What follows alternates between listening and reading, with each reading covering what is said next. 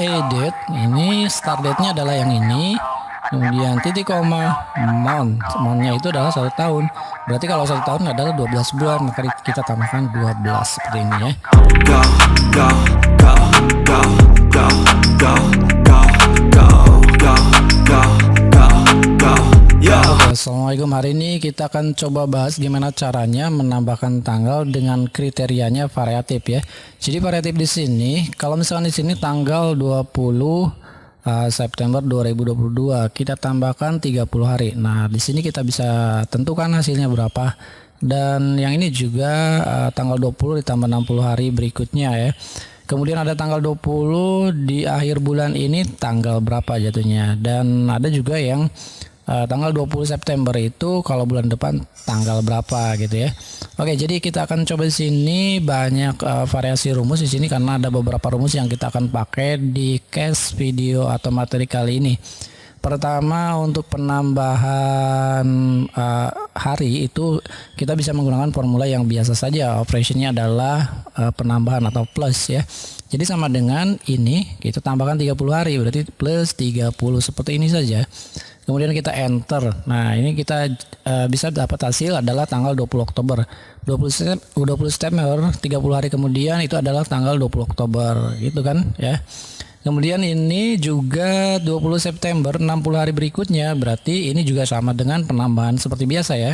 Ini tambah 60 hari seperti ini. Kita enter, ya hasilnya adalah 19 November 2022.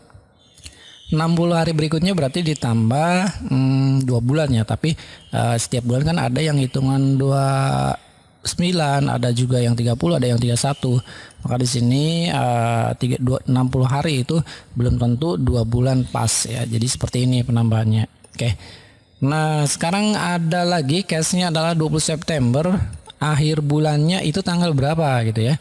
Untuk menentukan akhir bulan kita bisa menggunakan fungsi end of month ya, seperti ini ya. End of month, month th gitu ya, seperti itu. Kemudian di sini start date, ini ada start date-nya, kemudian titik koma. Di sini month jumlah bulannya, karena di sini kan akhir bulan nih, akhir bulan di bulan yang sama, tanggal akhir bulan di bulan sama itu berarti kita bulannya 0 gitu ya. Oke, kalau misalkan bulan berikutnya berarti nanti 1 gitu ya. Ini kita enter saja.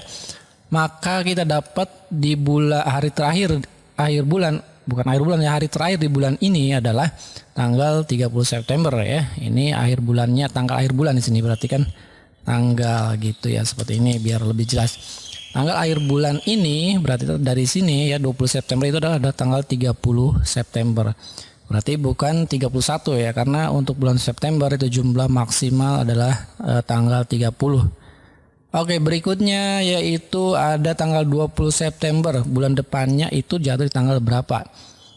Nah, ini kita bisa menggunakan fungsi edit ya, sama dengan date seperti ini, start date sini, kemudian ini bulan depan, titik koma, sintek berikutnya adalah bulan depan. Bulan depan itu kan berarti 1 bulan berikutnya ya.